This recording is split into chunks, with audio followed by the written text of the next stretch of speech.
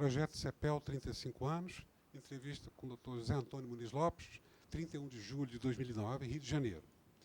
Estamos coletando depoimentos de dirigentes do setor de energia elétrica sobre a trajetória do Centro de Pesquisa de Energia Elétrica, o CEPEL, e sua contribuição para o desenvolvimento tecnológico do setor.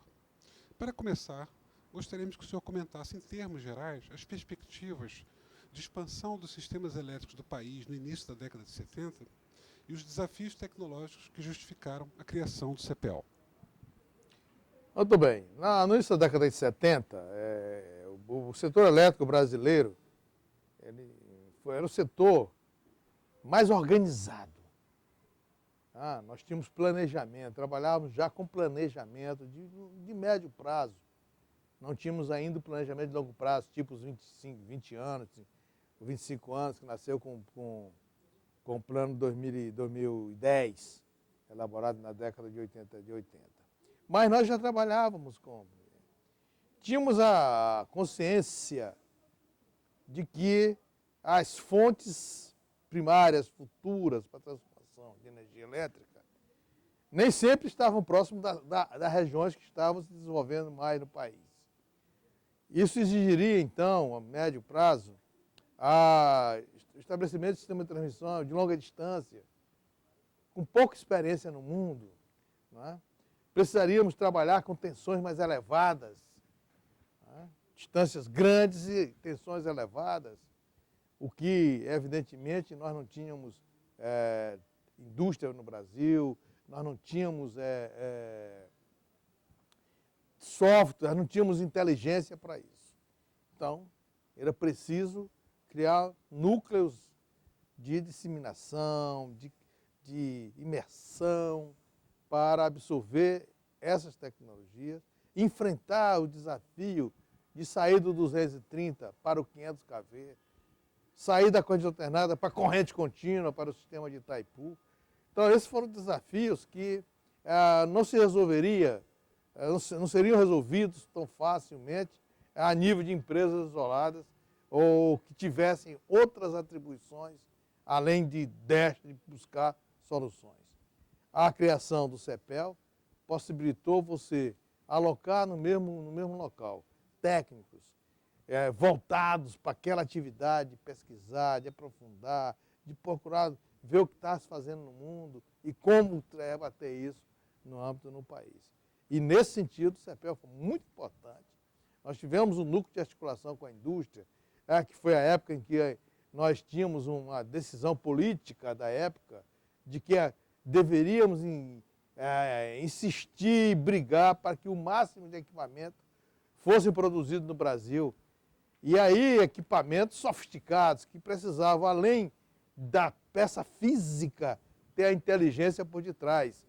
O CEPEL aí teve também, como a Eletrobras foi a grande articuladora do NAI, Núcleo de Articulação com a Indústria do Setor Elétrico Brasileiro, o CEPEL teve a sua contribuição no trabalho de inteligência, de verificar os materiais, de ver os problemas que ocorriam, que surgiam no início da operação do sistema. Nós implantávamos equipamento na Chesf, por exemplo, equipamento dava defeito e nós não sabíamos o que era, a questão de corrosão, etc, etc, etc. Então o CEPEL desempenhou um papel fundamental, não só no desenvolvimento do sistema elétrico brasileiro, como da própria indústria voltada para o sistema elétrico brasileiro.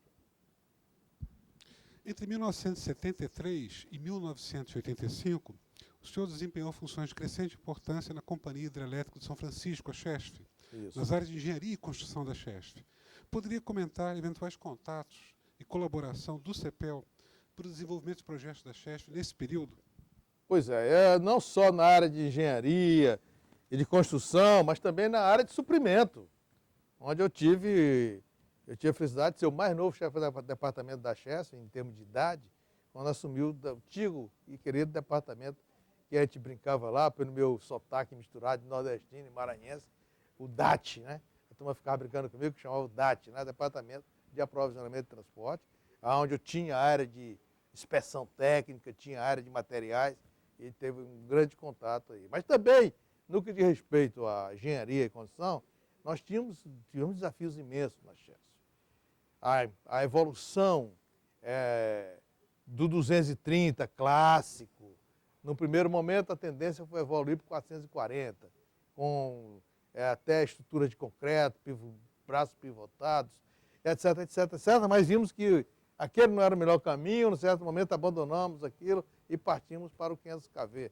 Tá? E essa transição aí, nós contamos muito com o apoio do CEPEL, no que eu te falei questão de desenvolvimento de sistemas, na utilização de equipamentos, desenvolvimento de equipamentos. Nós passamos a fabricar, por exemplo, disjuntor de 500 kV no Brasil. Então, era para nós aquilo era um desafio inusitado. E aí, né, os equipamentos, no primeiro momento, davam muito problema. E a gente, para discutir com os fornecedores, tinha que ter quem nos desse suporte técnico, fadiga de materiais, etc, etc, etc. De forma que nós recorremos demais a apoio. Eu me lembro de um problema seríssimo, que hoje não se comenta, é fácil. Hoje o mundo mudou, isso evoluiu, por exemplo, quando nós partimos para a utilização de torres estaiadas. Aí tinha o problema do sistema de ancoragem, que precisava de tecnologia muito forte, porque além das torres serem mais frágeis, sob o ponto de vista de estrutura metálica, tinha a questão da sustentação em estais, a questão da corrosão do solo, como evitar que a corrosão do solo fragilizasse ao longo do tempo esse tema. E aí eu levaria aqui horas citando momentos em que nós tivemos que recorrer, por exemplo, situação de descarga de para-raio em linha de transmissão, que tirava o sistema fora. A gente não tinha como buscar dentro das empresas especialistas para entender e nos dar solução para isso. Então, recorríamos sempre ao CEPEL, o CEPEL do Vero Gésio Lepé, que depois seguiram.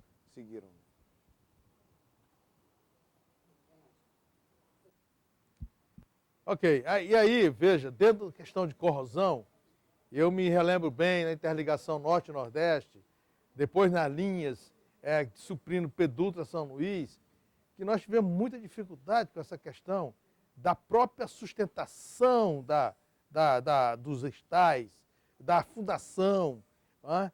E aí, qual é a solução? Recorremos ao CEPEL.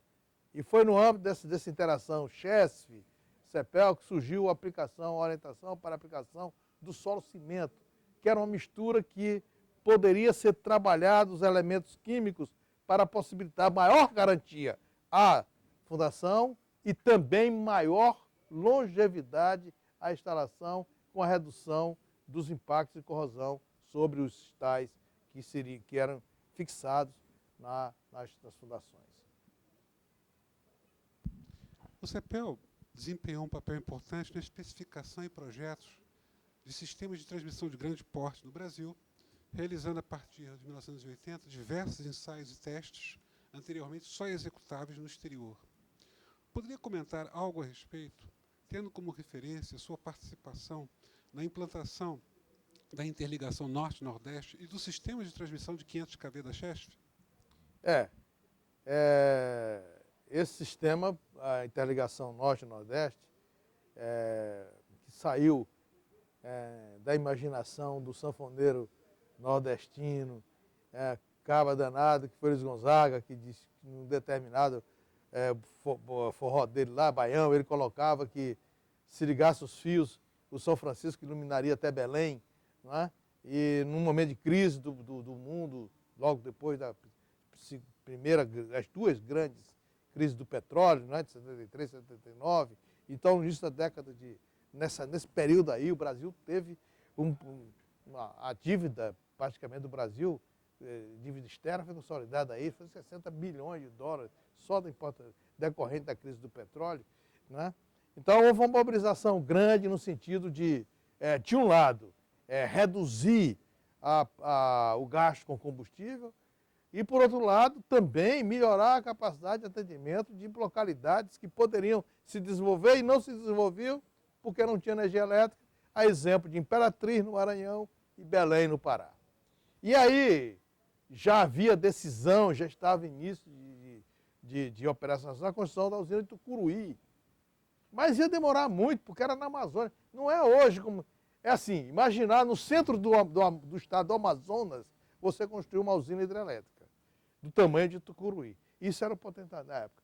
A gente só pensava ali era onça, era cobra, era mato, era dificuldades. Então se sabia que Tucuruí ia demorar muito. Então, diante daquele problema cada vez crescente de Belém e de Imperatriz, o governo brasileiro tomou a decisão de ligar Paulo Afonso a Belém, passando por Sobradinho, que já estava em obra. Interligar Sobradinho com Paulo Afonso já era um desafio para nós, que era o primeiro 500 kV do Nordeste, mas era 400 quilômetros, de região inteiramente dominada, suportado por estradas, interligando duas usinas de porte similares, semelhantes. Então, era um desafio tecnológico imenso, porque nós íamos sair do 230 por 500 kV, e isso naquela época era um grande desafio, porque nós não conhecíamos os problemas totais acoplados a esse tipo a esse nível de tensão. E mais, vem a decisão, por um decreto presidencial, que nós tínhamos que interligar Sobradinho com o Paulo Afonso com Belém, passando por São João do Piauí, Boa Esperança, que era a usina ainda existente hoje, Castelo Branco, uma usina pequena, Pedutra, no Maranhão, no centro do Maranhão, Imperatriz Marabá, no Pará, Marabá, Tucuruí, o local onde seria a última usina, e Belém. Bom, esse foi um desafio. Pra vocês terem uma ideia, a orientação de quem embolou o sistema é que nós trouxéssemos consultorias internacionais, em especial do Canadá, que tinha um domínio já dessa transmissão um pouco grandes, não é? Não da dimensão desta, mas sistema de transmissão, e era mais próximo, tinha experiência na Rússia, mas era mais distante, tinha problema da época do comunismo, aquela história toda, então o Canadá seria a referência. E os brasileiros da Eletrobras, mas sobretudo da Chesf, se uniram e disseram, não, nós temos condições de fazer. Projeto, planejamento, concepção, projeto, implantação, construção e operação, mobilizando a inteligência nacional. E aí, evidentemente, que nem Chesf, nem Eletrobras como empresa, nem Furnas, nem Eletronorte, que era empresa novinha, tinha expertise para discutir com estudar determinadas situações, fazer alguns estudos mais elaborados de desempenho operacional, de equipamentos mesmo, de materiais a serem aplicados, como surgiu o solo cimento no suporte disso aí. E aí o CEPEL foi muito importante para suportar, trabalhando silenciosamente por detrás, né, sempre para resolver os problemas, né, e foi muito importante para todos nós. Há um caso também muito citado, como pensador estático de Fortaleza, que foi... Tudo bem? Há um caso também muito citado nesse projeto da interligação Norte-Nordeste, como pensador estático de Fortaleza, que teve uma colaboração, uma contribuição importante do CEPEL no tocante à especificação, né, desse equipamento. O compensador estático de Fortaleza, ele não foi bem vinculado à interligação Norte-Nordeste. Ele foi vinculado à interligação do Piauí com o Ceará, né? E o Ceará ligado a Paulo Afonso pelo circuito Banabuiú, Milagres, Bom Nome, Paulo Afonso. Foi um outro encaminhamento, né? Pois bem, é evidente que esse sistema Paulo Afonso Fortaleza, na época da sua energização, que foi em 138 kV, foi pioneiríssimo. Na medida que a carga em Fortaleza crescia, que nós tivemos então necessidade de interligar com Boa Esperança, passando pelo Crato, por Teresina, havia necessidade, dificuldades inerentes a controle de tensão, ao desempenho operacional desse sistema, dessa interligação, desse paralelo entre os dois sistemas, né, que antecederam até a própria interligação Norte-Nordeste. Mas aí surgiu essa ideia de que era preciso você ter uma regulação maior do que aquela que nós conseguiríamos com compensadores síncronos. Nós tínhamos compensadores síncronos lá em Fortaleza.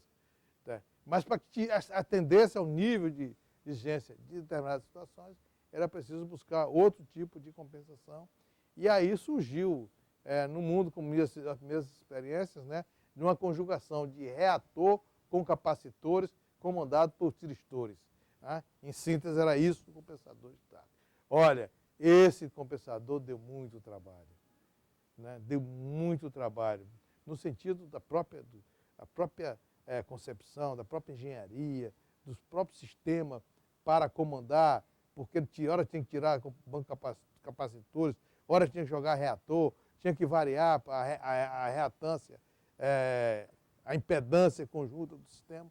Então, eu me lembro que eu participei muito dos problemas, não estava diretamente envolvido com os problemas, mas eu me lembro que deu muita dor de cabeça, mas em contrapartida deve ter dado muito conhecimento aos técnicos do CEPEL e da própria Chesf e da Eletrobras que se envolveram com esse problema.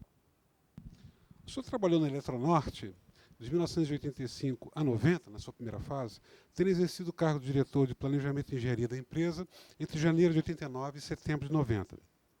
Poderia comentar eventuais contatos e colaboração do CEPEL para o desenvolvimento dos estudos e projetos de expansão dos sistemas elétricos da empresa nesse período, na Eletronorte? Pois eu me lembro bem dessa aí. Coisas pequenas e coisas grandes. Coisa pequena, por exemplo, o sistema Mato Grosso. Cuiabá era alimentado, e eu estou indo dia 6, receber o título de cidadão mato-grossense por causa desse passado todo aí, e ele era alimentado por uma linha que vinha do sistema Furnas, né? E passava por uma região que tinha sempre desligamento em determinada época do ano, e a subestação descarregava, a subestação lá de Cochipó, e eram problemas enormes, e descargas. Tá? E aí nós não tínhamos quem recorrer, tínhamos que recorrer ao CEPEL, porque era um problema complicado e não resolvemos em um ano não. Resolvemos mais de um ano. Esse foi um desafio grande para o CEPEL e grande para a Eletronorte, foi o problema de como dar segurança operacional ao sistema que atendia o Mato Grosso, sobretudo Cuiabá. Mas, obviamente, no desenvolvimento do 500kV, travessias, implantação de usinas tipo bobina e tal, surgiam problemas que nós não tínhamos condições de resolver, e aí, por diversas vezes, tivemos que recorrer ao CEPEL aí, através do pessoal de transmissão e o TNA, e a Eletronorte desenvolveu aquelas torres, chamadas torre raquete, que precisou de uma torre que aumentavam a potência característica da linha, e aí também foi só a interação dos técnicos da Eletronorte com a Eletrobras e o CEPEL possibilitaram que atingíssemos esses desafios, esses avanços tecnológicos no sistema de transmissão, que a Eletronorte foi muito reconhecida, é muito reconhecida, mas precisou ter o calço dos técnicos do CEPEL. Há mais de 30 anos, o CEPEL vem desenvolvendo metodologias, modelos matemáticos e programas computacionais para o planejamento da expansão e da operação dos sistemas elétricos brasileiros. O senhor poderia comentar, em termos gerais, a contribuição do CEPEL nessas áreas? Eu voltaria ao caso anterior, lembrando que Tucuruí, no começo, né, da operação da máquina, tivemos muitos problemas de materiais, de soluções, que também a Eletronorte teve que recorrer ao CEPEL, até previamente a minha chegada lá, mas é muito importante esse registro aí. No que diz respeito ao software, quer dizer, ainda hoje, o CEPEL se supera nessa questão do software. Eu acho que hoje talvez seja aquela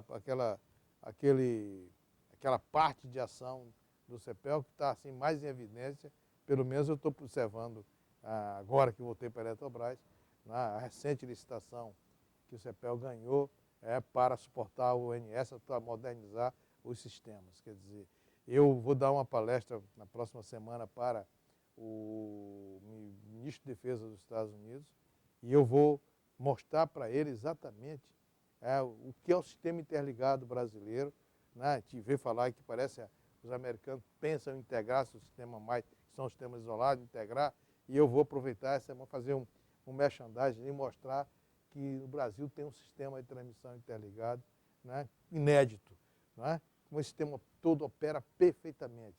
Ora, esse sistema só opera se tiver por detrás inteligência. E essa inteligência são os sistemas desenvolvidos não é? No primeira parte, CEPEL trazendo alguma coisa, mas hoje o CEPEL é ponta de lança, é estado da arte no que diz respeito ao desenvolvimento desses sistemas. E como agora nós vamos caminhar para a interligação de todo o Brasil, ao interligarmos a São Paulo com Rondônia, amanhã Rondônia com Manaus, Manaus com Boa Vista e Manaus já interligado com o Tucuruí, nós vamos ter esse país todo interligado, operando, comandado, né, praticamente por máquinas. Máquinas que não são nada se não tivesse dentro a inteligência do software desenvolvido por quem? Praticamente todos pelo CEPEL. Eu acho que aí basta para caracterizar a importância do CEPEL no desenvolvimento desses sistemas. O senhor poderia falar sobre a contribuição do CEPEL para o Programa Nacional de Conservação de Energia Elétrica, o PROCEL? Esse é uma parte que eu espero mais para o futuro do que do passado. Eu não acompanhei do passado, mas aí que nós estamos agora, quer dizer, iniciamos o processo de elaboração do plano estratégico para o sistema Eletrobras, onde nós vamos revisar, dar uma revisada, olhar o passado, né, para ter referência, mas queremos olhar para o futuro, né? Então aí é um campo que eu acho que o CEPEL poderá ser fundamental. Se já foi no passado, e eu não tenho muita, pela minha carreira profissional, eu não tive a oportunidade de trabalhar com eficiência, eu estou começando a trabalhar agora com essa questão. Eu, ao contrário, sempre fui o cara da expansão, de fazer usina, linhas, subestações, tal. Não era da área de eficiência, mas agora eu entendo que é fundamental para... Nós estamos aí, hoje a Eletrobras convidada formalmente a participar do grupo do Z8, que é a maior empresa de energia elétrica do mundo. Eram 10 empresas, agora vão ser 13. Entre as 13 que entraram agora para o próximo ano, que foram incluídas, convidadas formalmente, a Eletrobras está entre as 13 maiores empresas do mundo. Nós estamos lá, colocamos a eficiência energética como elemento básico na linha de você reduzir a emissão de CO2 e trabalhar para que a emissão de gases de efeito estufa se reduza no mundo, a partir da geração de energia elétrica, né? Então é importante estrategicamente a eficiência energética. Se já era no passado, agora muito mais. Dentro da própria Eletrobras, nós fizemos uma grande reformulação ao criar uma diretoria voltada para tecnologia e tecnologia em conservação de energia. E aí eu acho que o CEPEL será fundamental para quem dê esse salto. Nós estamos agora lançamos a etiqueta do Edifica, dos prédios eficientes de energia. Ao exemplo, já tem a etiqueta, o selo de geladeira, tem geladeira, ar-condicionado e tal, nós vamos ter os edifícios inteligentes agora. O Brasil é um dos primeiros países do mundo a entrar nesse campo. Tá? Então, eu acho que do planejamento estratégico que nós estamos fazendo do sistema Eletrobras, vão surgir demandas imensas para o CEPEL no campo da eficiência energética. O senhor voltou a trabalhar na Chesf em 1990, tendo exercido os cargos de diretor e presidente da companhia entre 1992 e 94. Nesse período, o CEPEL desenvolveu em parceria com a Chesf, Furnas e Eletrobras, a tecnologia da linha de potência natural elevada, a LPNE. O senhor poderia comentar essa iniciativa, bem como a aplicação da tecnologia da LPNE na recapacitação de linhas de transmissão da Chesf de outras empresas? Eu acompanhei o laboratório, porque aí eu sei que quando já está na presidência, e aí você fica, não vê o dia a dia, mas eu acompanhei ao longo as experiências em pau-ferro. Era a linha, um dos laboratórios práticos, era a linha lá em Pau-Ferro, Miroeira, aquela região ali, né? E aí vimos lá que foi um trabalho feito com muito carinho, com a interação com os russos, né? E esse trabalho de pesquisa, ele por si só, não caracteriza o resultado físico daquela linha em si, mas o aproveitamento, o conhecimento decorrente daquelas experiências possibilitou que a Eletrobras, a Eletronorte, em sequência, tivesse as linhas de tipo raquete, com maior potência característica, e agora, para essas linhas de 500 kV novas, tipo Tucuruí, presidente Tucuruí-Manaus, a incorporação desses conceitos que foram desenvolvidos e amealhados durante os estudos e avaliações da linha de potência natural transmitida. Né? Então, eu acho que foi um conjunto de experiências, de pesquisas, que se materializaram na prática nos diversos empreendimentos que estão sendo implantados agora. Na década de 90, o CEPEL disponibilizou uma série de programas computacionais para planejamento da expansão de grandes redes elétricas, como o Anatem, o Anarrede, o PACDIM. O senhor poderia comentar a utilização desses programas pela Eletronorte, empresa que o senhor presidiu de 96 a 2002, e sua importância para os estudos de projetos de grande porte como a interligação Norte-Sul? Eu digo o seguinte,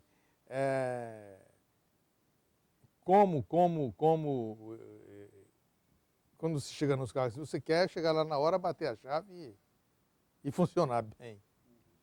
E eu me lembro de um momento assim, em Imperatriz, a interligação Norte-Nordeste foi inaugurada em Imperatriz. E lá tem uma placa com o nome do engenheiro responsável, Antônio Milhões, que foi coordenador da implantação e da colocação em operação do sistema Norte-Nordeste.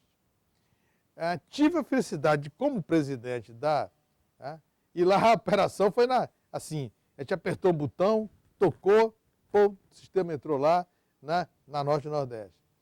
Quando chegou agora na interligação Norte-Sul, na primeira linha, que foi energizada em 1980, em janeiro de 90, se não me engano, 99, né? 99, é 2000 não, 99. Em janeiro de 99. Eu também fui lá e aí, para fechar o paralelo dos sistemas, já foi de computador. Aí o cara disse, pode até dar um clique aqui no mouse e interligar os dois sistemas. Olha, eu nunca tive tanto medo na minha vida, né? Porque eu estava jogando, se falhasse os sistemas, qualquer coisa, porque ali você dá uma ordem, o computador, os sistemas desenvolvidos aí pelo CEPEL é que fariam todo o restante do paralelismo e tal e tal. Fiquei com dúvida, mas toquei, deu certo e está lá a placa com o meu nome. Então é evidente que por detrás, eu tinha certeza, eu não tinha dúvida, não é? Embora nessa hora do medo de botar, né? Mas a gente sempre trabalhava sem considerar como fator de risco ou de dúvida a implantação do sistema, a colocação em operação do sistema, os softwares que estavam por detrás deles, que tinham sempre o selo e a chancela do CEPEL. Então eu não me preocupava muito não com o sistema, porque eu sabia que a história era tão boa que dava tranquilidade. E aí é como ligar a energia elétrica. Todo mundo chega, liga o computador, tem energia elétrica, ninguém nem sabia o que tem por detrás. Eu era assim, eu com relação aos softwares, quando botava em operação esses sistemas.